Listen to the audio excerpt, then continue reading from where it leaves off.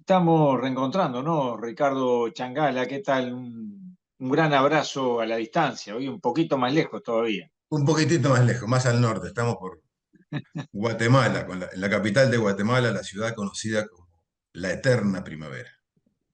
Ahí está. Que mereció una canción del alemán, ¿no? De Sí, Guatemala y Guatepeor. Pero sí, sí. no Aquí. la vamos a traer ahora al tapete porque el tema que nos convoca es serio. Vemos allí el mapa de los Estados Unidos, Sí, multicolor, podríamos decir.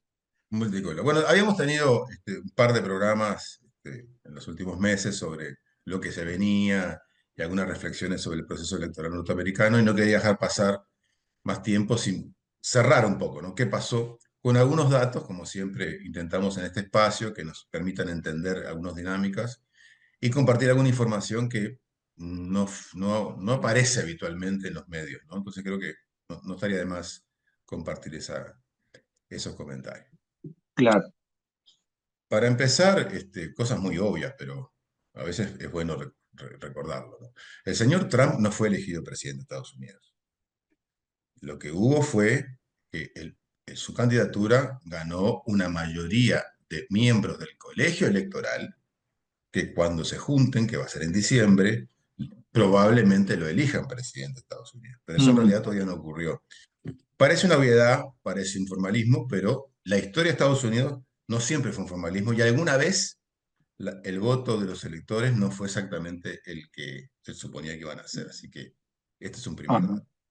El segundo es que tomamos en cuenta que en realidad fue una mega elección, todos los diputados, buena parte del Senado, un montón de gobernadores, una serie de referéndums, de los cuales vamos a hablar ahora. Y a mí me importa remarcar que como es un Estado federal, en realidad lo que hubo fueron 51 actos electorales separados, distintos, que por supuesto después se suman votos, todo, pero cada dinámica electoral es diferente. Y eso creo que no es menor para entender lo que pasó y para pasar rayas sobre lo que... Miremos esto, bueno, unos números Ajá. aquí que yo he intentado sistematizar así para hacerlo simple. La verdad que hubo términos de resultado final, si uno mira Senado, representantes y gobernadores, la gran mayoría fueron del Partido Republicano. Eso está fuera de discusión, ¿sí? A pesar de que, bueno, las encuestas decían una cosa, pero ese fue el resultado. Pero si nosotros vamos a los votos, y esto es importante remarcarlo, la diferencia no fue tan grande, fue más o menos de 4 millones. En más de 140 millones no es un número, ¿sí? 50, 48. Considerando además que hubo otros candidatos, siempre ninguneados, de esto ya hemos hablado, ¿no? Mm. La baja votación de estos candidatos que no son demócratas ni republicanos también tiene que ver con esa falta de divulgación de su existencia. Incluso algunos candidatos no lograron ni tener boletas en todos los estados, ¿sí? Pero aún así, si sumás el voto de los demás candidatos, tuvieron casi 3 millones de votos. O sea que la distancia entre Trump y Harris casi fue la de los votos que tuvieron los otros candidatos. Esto no es Ah. un tema menor porque recordemos que el resultado final no depende tanto del voto universal, general, sino de cómo se reparten estado por estado, ¿sí? Por el tipo de sistema Mm. electoral. Dicho de otra manera, la misma campaña de Kamala Harris durante muchas semanas y meses se dedicó un buen tiempo a bloquear la candidatura de algunos de los candidatos no demócratas, como por ejemplo la señora Stein y otros, porque sabían que ahí iban a perder votos, hacia la izquierda, digamos. Mm. ¿Sí? Claro. Y a pesar de ello, hubo una serie de votos que se fueron por ese lado. ¿Qué hubiera pasado si estas personas votaran a Harris? No sé qué resultado hubiera habido, pero podría haber cambiado. Lo digo porque no es un tema menor ver el panorama general de los votantes, ¿no? Así que ahí hay todo un tema de reflexión interesante. Resumiendo, una cosa es la cantidad de diputados o electores ganados por la candidatura de Trump y otra cosa es la cantidad de votos realmente recibidas. La distancia no fue tan grande y la presencia de otros candidatos, algunos que probablemente podían haber sumado al voto al Partido Demócrata, es un dato de la realidad que no hay que abandonar. Otra cosa que me parece interesante compartir es que eh, de cómo, como decíamos al principio, en realidad son muchas elecciones diferentes según los estados. Y la gente no es un autómata que vota con una orientación sin pensar. La realidad es que el proceso electoral norteamericano demuestra lo contrario. En pantalla lo que tenemos son los resultados a presidencia, a Senado, diputados, pero también algunos resultados de algunos referéndums que hubo Ujú. en este proceso electoral, que habíamos hablado antes que era muy importante. Hubo más de 140 referéndums.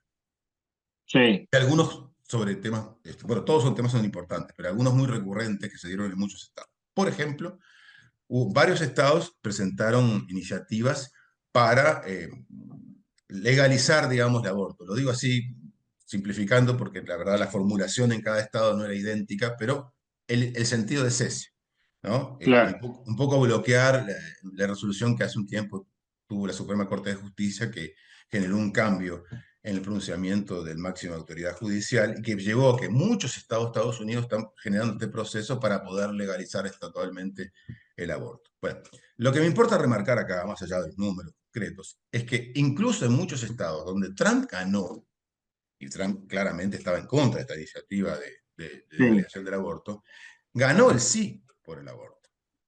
Quiere decir que la gente vota con cerebro, no es que claro. masivamente, no, no es así. Entonces, en cada lugar hay, bueno, hay visiones distintas y hay este, una elección que está pensada y hay iniciativas que corren suerte propia y que no necesariamente van de la mano de lo que se elige en otros niveles. O, por ejemplo, hay estados como Arizona, por ejemplo, donde si bien el voto a presidente ganó Trump, pero a nivel de la senaturía ganaron los demócratas, que la opción electoral es la otra. Y así Claro. podemos seguir. Hubo también varios referéndums que tenían que ver con el aumento de los salarios mínimos estaduales y también con la, la incorporación del derecho a recibir paga cuando el trabajador está enfermo. Aunque parezca Ajá. mentira, eso en Estados Unidos no es realidad en muchos estados. O sea, no hay subsidio por enfermedad pago en muchos estados norteamericanos. En algunos los hay y en otros hubo un plebiscito que se ganó. Y ahí también, si mirás dónde se ganó y los votos del tramo demócrata, es variado eso. ¿Qué queremos decir con todo esto? Que en realidad hubo mucho de victoria de Trump y mucho de no victoria de los demócratas, que realmente fueron duramente castigados por muchas razones. Entre otras razones, por la política exterior. Y ese es un siguiente aspecto que quería remarcar. No es verdad que a los norteamericanos no les importa la política exterior de Estados Unidos, ni lo que hace su gobierno. Eso no es cierto. Pero no es porque yo lo diga. Está el resultado electoral que acabamos de ver.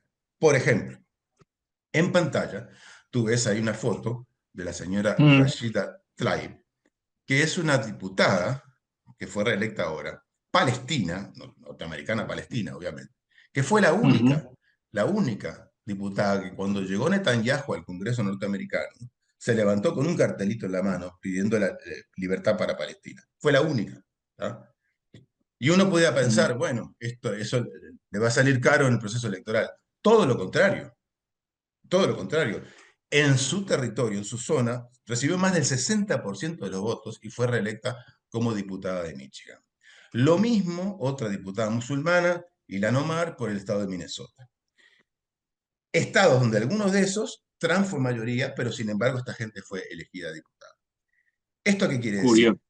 Que la gente distinguió claramente eso y sí le importó la Ujú. postura internacional de alguna de estas personas. O sea que no es verdad, ¿ah?, que la postura del gobierno de Kamala Harris, de Biden primero y de Kamala Harris después, haya sido el que ha sido frente a la situación en Palestina.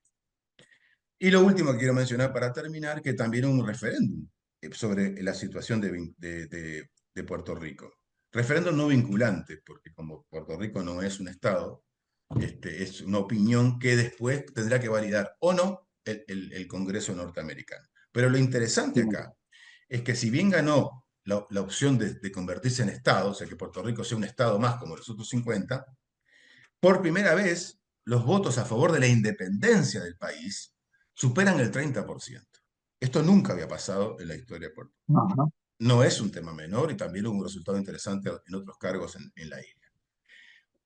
En definitiva, en el proceso norteamericano, si bien ya sabemos el resultado más importante, que es quien va a asumir la presidencia seguramente en enero, este es quien es, pero pasaron otras cosas y merecen ser conocidas y merecen por lo menos matizar los análisis de la tendencia, de las opiniones, las perspectivas y sobre todo el futuro de un país tan importante en el mundo como Estados Unidos. O sea, obviar todas estas cosas, que yo menciono algunas, hay muchas más que podemos hablar, Claro, claro.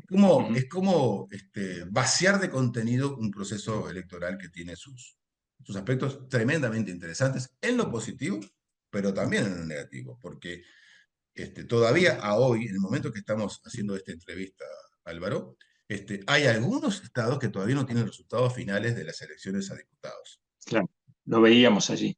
No sabemos si Maduro le va a pedir que entregue las actas, pero realmente, bueno, todavía no tenemos los resultados en Estados Unidos definitivos. Ricardo, excelente una vez más este análisis. Nos reencontramos la semana que viene. Un gran abrazo. Un abrazo para ti y para la audiencia.